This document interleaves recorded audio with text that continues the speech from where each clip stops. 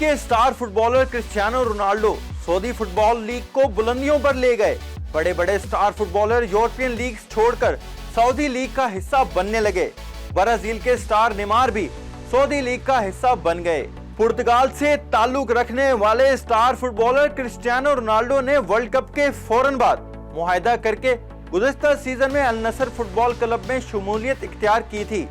इस तरह वो दुनिया में सबसे ज्यादा मुआवजा लेने वाले खिलाड़ी बन गए थे, जबकि फुटबॉल क्लब अल इत्तेहाद ने रियल मैड्रिड के करीम बेंजेमा से मुआहदा किया। चैंपियंस लीग के फातेह खिलाड़ियों रियाज माहरेज, एडवर्ड मेंडी और रोबर्टो फेर्मिनो अल हिलाल के साथ मुआहदा कर चुके हैं, जबकि बायर्न म्यूनिख से सडियो माने ने भी अल नसर का हिस्सा बन चुके हैं।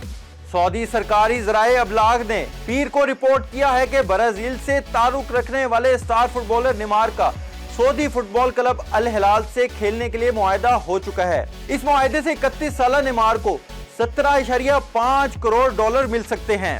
सऊदी प्रो लीग सीजन का आगाज जुम्मे को हुआ। इससे कबल यूरोपीय फुटबॉल क्लबों के कई बड़े खिलाड़ियों और कोचेस को रागिब करने के लिए तकरीबन 50 करोड़ डॉलर खर्च किए गए।